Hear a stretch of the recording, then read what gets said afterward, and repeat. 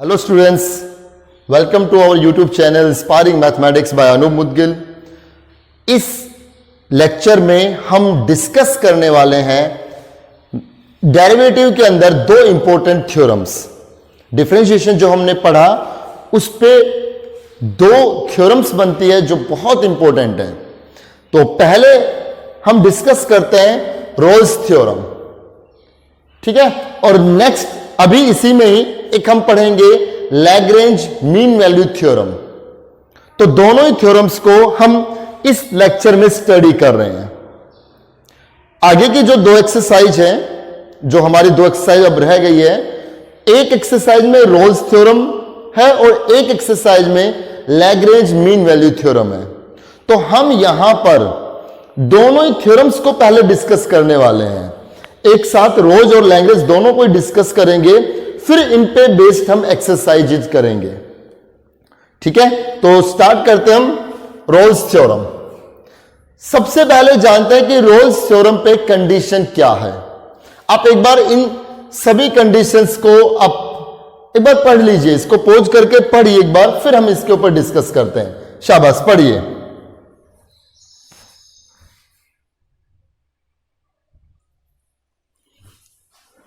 Yes, आप सबने conditions पढ़ी होगी। अब इस पे हम थोड़ा डिस्कस करने वाले हैं। आई होप आपने कंडीशंस पढ़ी होगी और उस कंडीशंस को पढ़ करके काफी कुछ आपको समझ में आया होगा। तो सबसे पहले यहां कहा गया है कि रोल्स थ्योरम में कोई फंक्शन है एफ इज ए फंक्शन, उस फंक्शन की मैपिंग हो रही है, एक इंटरवल है ए बी क्लोज इंटरवल से लेकर के रियल नंबर तक। आई मीन जो वो फंक्शन डिफाइन है y is equal to F X, जो वो फंक्शन डिफाइन है वो सिर्फ ए बी के क्लोज इंटरवल तक ही है। उस फंक्शन को सिर्फ डिफाइन किया गया है कहां से कहां तक, ए बी के क्लोज इंटरवल तक। आई मीन उसकी जो डोमेन है वो ए से बी तक का क्लोज इंटरवल है, ओवरऑल नहीं है, और रेंज रियल नंबर तक है। तो इस फंक्शन के ऊपर रोल्स थ्योरम एप्लीकेबल होगी। कब? जब उस पे ये तीन कंडीशंस लगे,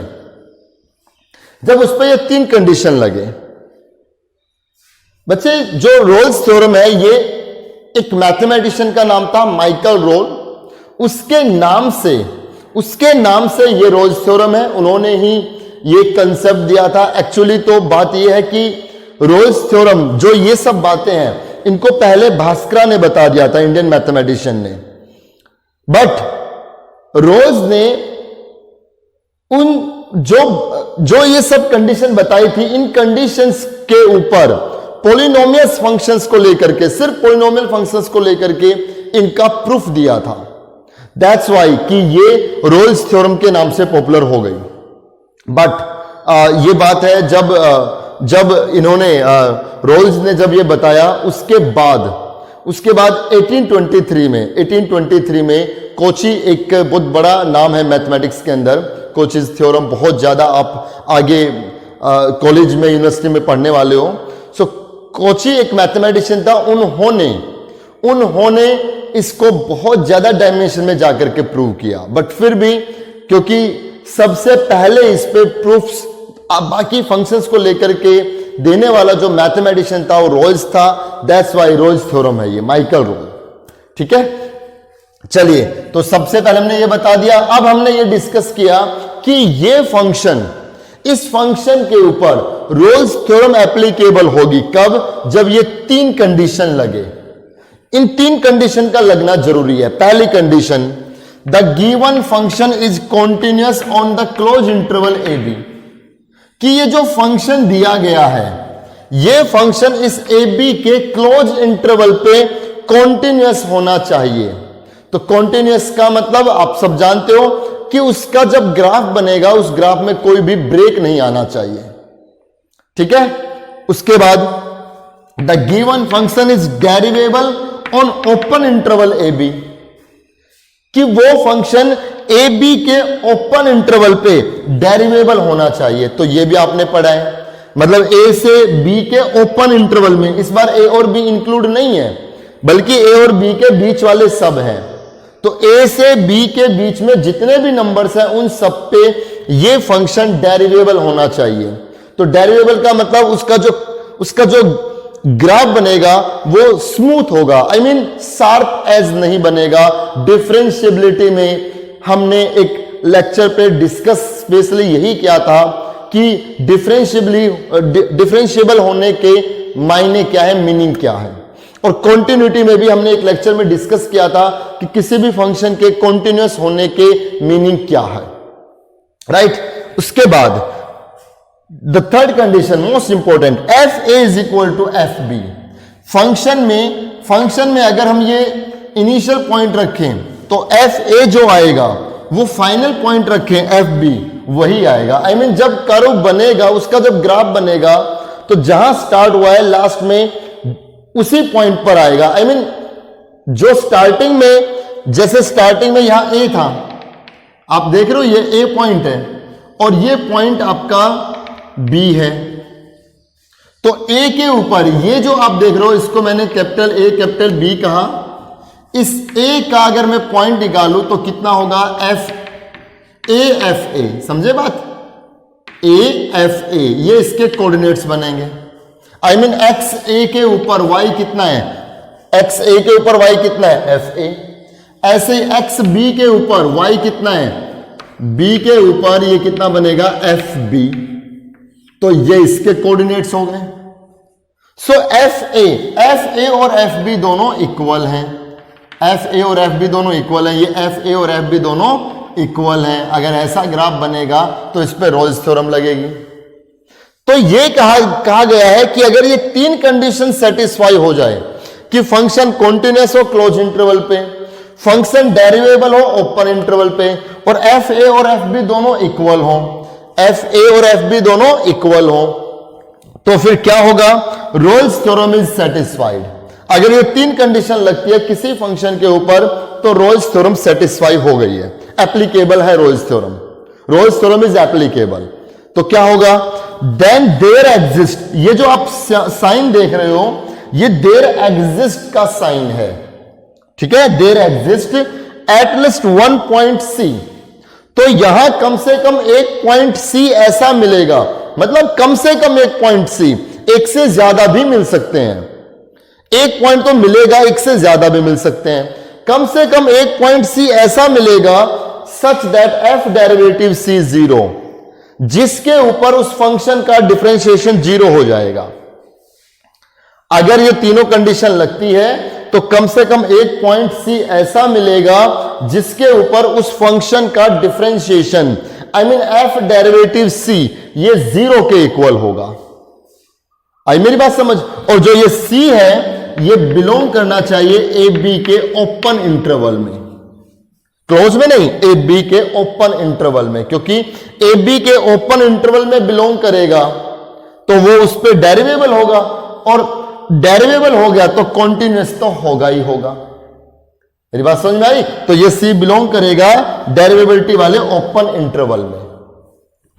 अब इसको थोड़ा सा ज्योमेट्रिकली जानते हैं। ग्राफ मैंने ऑलरेडी यहां बनाए हुए हैं, यहां इन ग्राफ से आपको बहुत बहुत अच्छे से समझ में आएगा। तो चले ग्राफ के हिसाब से समझते हैं। ग्राफ में चलने से पहले बच्चे आप जब डिफरेंशिएशन करते हैं ना, एक बात आप याद रखें, जब हम dy बाई dx लिखते हैं एक्चुअली ये रेट ऑफ चेंज है, ठीक है, रेट ऑफ चेंज किसी एक क्वांटिटी के बदलने का रेट है किसी दूसरे के रेस्पेक्ट में। The change in y with respect to change in x, rate of change.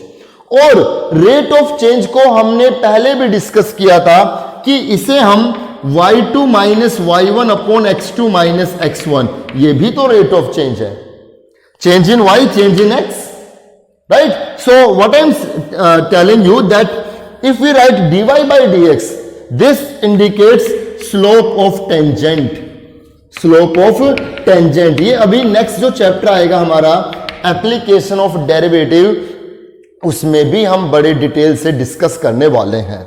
So what I am saying that when we write differentiation, when we give the differentiation of any function, अगर हम इसका dy by dx निकालते हैं तो ये आएगा f derivative x, जो भी ये आएगा ये एक्चुअली में इस कर्व के ऊपर जो टेंजेंट बनेगा एट पर्टिकुलर पॉइंट, उसका स्लोप बताएगा, स्लोप ऑफ टेंजेंट।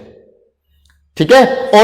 और अगर हम बात करें 11th क्लास में, तो हमने स्लोप को m is equal to tan theta भी जाना था ना, याद कीजिए। स्ट्रेट लाइन स्लोप क्या होता है, tan थीटा। थीटा क्या होगा, थीटा उस लाइन का, जिस लाइन का हम स्लोप निकाल रहे हैं, उस लाइन का x एक्सिस के साथ बनने वाला एंगल है।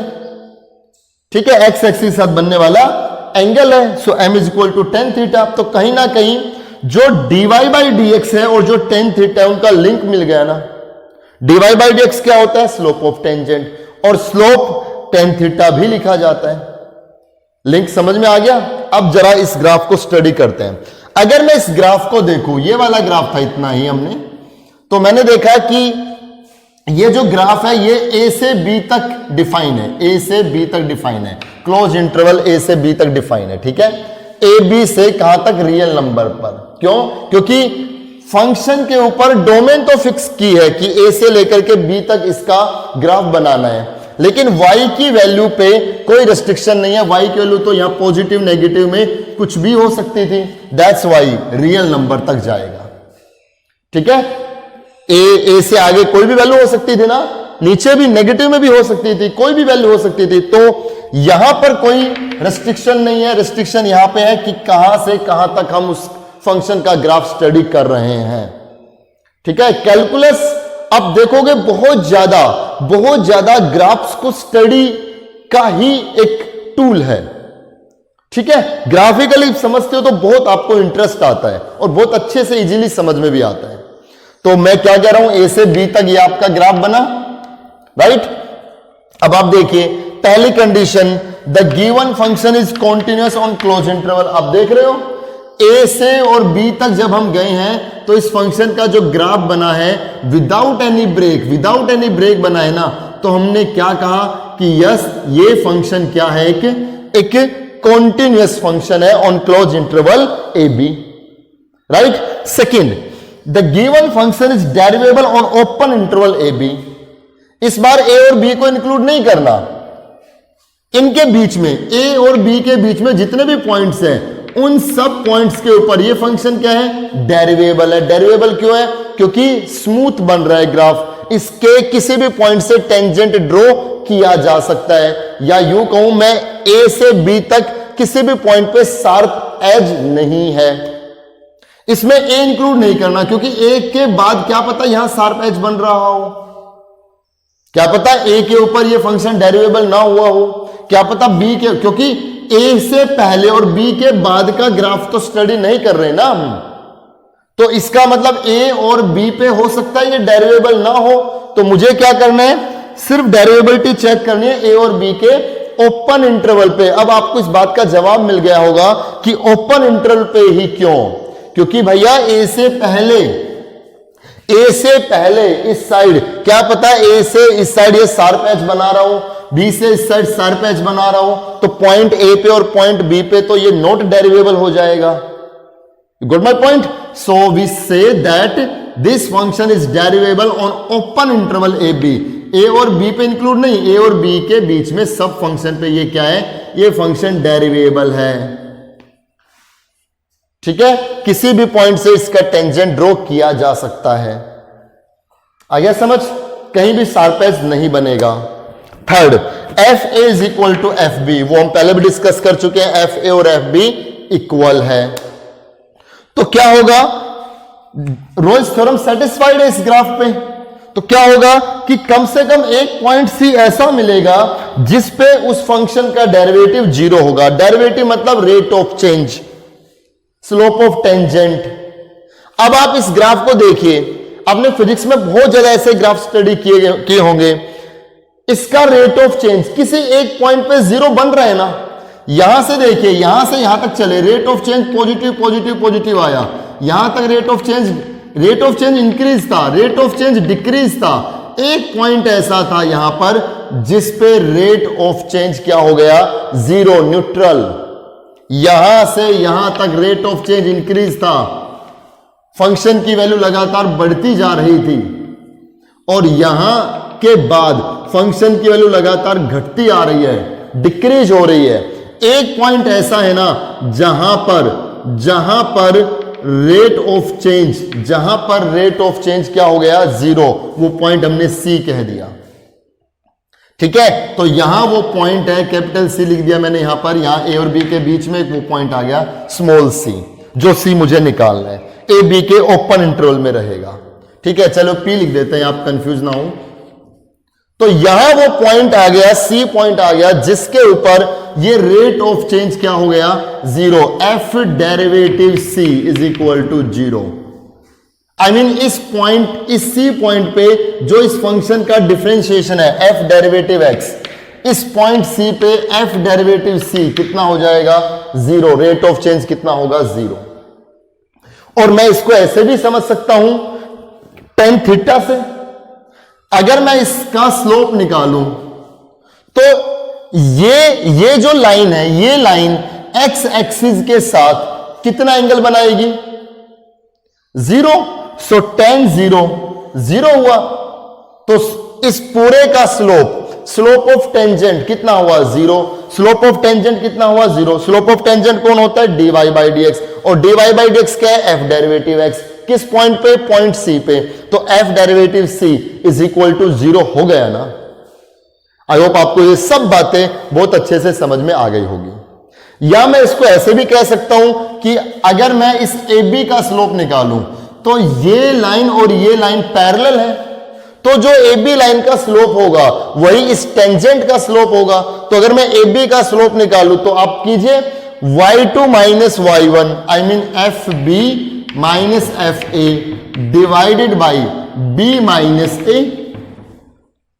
ठीक है, अब यहां रोल्स थ्योरम में क्या था, FA और FB इक्वल है। अगर ये FA और FB इक्वल है तो दोनों का माइनस क्या आएगा, 0। तो इस AB लाइन का स्लोप कितना हुआ, 0। अगर इस AB लाइन का स्लोप 0 है तो इस लाइन का स्लोप भी क्या रहेगा, 0। और स्लोप क्या है, डिफरेंशिएशन है, किस पॉइंट पे, जिस पॉइंट पे ये यहां पर रेट ऑफ चेंज 0 बना है। So we can say that f derivative c is equal to 0। ये रोल्स थ्योरम ने बहुत इंटरेस्टिंग बात, बच्चों आपको पता नहीं आपको लग रही है नहीं लग रही, काफी मुझे तो पर्सनली ये बहुत इंटरेस्टिंग टॉपिक लगता है, क्योंकि अब देखिए कहां ग्राफ को स्टडी कर रहे हैं इन 3 कंडीशन पे, और फिर क्या बताया गया है कि अगर ये 3 कंडीशन लगेगी तो पक्का उसका ग्राफ ऐसा बनेगा कि जहां पर रेट ऑफ चेंज 0 जरूर होगा, और वो पॉइंट भी बता देंगे कि किस पॉइंट पे रेट ऑफ चेंज 0 होगा। ठीक है, एक और ग्राफ स्टडी करते हैं। ये देखिए, यहां ये पॉइंट ए पे है, इसको हमने ए कहा, तो ये बन गया AFA। ठीक है, इसके बाद ये पॉइंट बी पे हो गया, बी, ये बन गया BFB, राइट। ठीक है, अब देखिए ए से बी तक ये जो फंक्शन आप देख रहे हो, इसका जो ग्राफ बन रहा है विदाउट एनी ब्रेक, कॉन्टिन्यूअस हो गया। दूसरा डेरिवेबल भी है, ए और बी को इंक्लूड नहीं करना, क्योंकि ए के बाद क्या पता शार्प एज बने, बी पे क्या पता शार्प एज बन जाए, तो ए और बी को इंक्लूड नहीं करना। बीच में जितने भी पॉइंट्स हैं उन सब पे एकदम स्मूथ ग्राफ है, कोई शार्प एज नहीं है, डेरिवेबल भी है। तीसरी बात, FA is equal to FB, ये FA और FB ये दोनों इक्वल हैं, ये FA और FB दोनों ये क्या है, ये इक्वल हैं, तो रोल्स थ्योरम एप्लीकेबल है। कम से कम एक पॉइंट C ऐसा मिलेगा जिसपे डेरिवेटिव 0 होगा, और वो C बिलोंग करेगा AB के ओपन इंटरवल में। तो हम क्या देख पा रहे हैं कि कम से कम एक से ज्यादा भी हो सकते हैं। इस बार देखिए, एक तो रेट ऑफ चेंज यहां 0 है, इंक्रीज हुआ, उसके बाद डिक्रीज हुआ, तो इंक्रीज के बाद अगर डिक्रीज हो रहा है तो एक जगह न्यूट्रल है, रेट ऑफ चेंज 0 है। जब पॉजिटिव पॉजिटिव पॉजिटिव इंक्रीज था, इंक्रीज के बाद जब जैसे डिक्रीज आना स्टार्ट हुआ तो एक समय रेट ऑफ चेंज बदलने की जो दर थी वो 0 हो गई।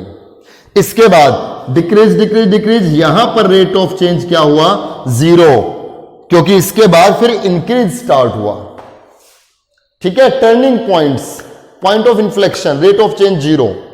अब देखिए यहां एक पॉइंट मिल गया ना, इसको मैंने C1 कह दिया, यहां एक पॉइंट मिल गया, इसको C2 कह दिया। तो A और B के बीच में कम से कम एक पॉइंट तो ऐसा मिलेगा ना जिस पे रेट ऑफ चेंज जीरो हो। ज्यादा भी हो सकते हैं, तो इस बार 2 हो गए। यहां रेट ऑफ चेंज जीरो है इस पॉइंट P पे, यहां Q rate of change zero है। और वही आप मामला लगा सकते हो कि ये जो लाइन है ये इस AB के क्या होगी, पैरेलल होगी, या एक्स एक्सिस के पैरेलल लगा लो। एक्स एक्सिस के पहले तो tan 0 0, स्लोप 0 रहेगा। अगर आप इस AB से निकालो तो इनका स्लोप यही रहेगा, तो स्लोप कितना आएगा, 0। इसका भी स्लोप क्या रहेगा, 0, और इसका भी स्लोप क्या रहेगा, 0, क्योंकि ये तीनों क्या है, पैरेलल है। पैरेलल है तो स्लोप्स इक्वल होंगे। सेम यही प्रोसेस इसके अंदर। आई होप आपको रोल्स थ्योरम समझ में आ गई होगी। एक बात और मैं बता देता हूं यहां पर, अगर किसी भी फंक्शन पे इन तीनों में से कोई भी अगर एक कंडीशन फुलफिल ना हो, मान लीजिए इन तीनों में से कोई भी एक कंडीशन है जो नहीं लग रही, तो आप वहीं लिख देंगे Rolle's theorem is not applicable. तीनों लगनी चाहिए तब एप्लीकेबल है, तब ये प्रोसेस होगा। अदरवाइज आप लिख देंगे तीनों में से अगर कोई भी एक मिस है तो लिख देंगे Rolle's theorem is not applicable. अच्छे से नोट कीजिए बच्चों, रोल्स थ्योरम को ग्राफ बनाइए, बहुत अच्छे से इंटरेस्टिंग वे में इसको पढ़िए, समझिए। अभी मैं लेकर के आ रहा हूं इसी की ही एक स्पेशल पार्ट, मतलब कहूंगा इसी से ही मिलती जुलती एक और theorem, Lagrange mean value theorem. जो रोल्स थ्योरम है ना, ये भी मीन वैल्यू थ्योरम है, लेकिन जो मीन वैल्यू थ्योरम है वो एक रोल्स ने दी, एक लैग्रेंज ने दी। तो अभी आप दोनों में सिमिलरिटी देखोगे, थोड़ा सा डिफरेंस होगा, वो भी हम डिस्कस करने वाले हैं।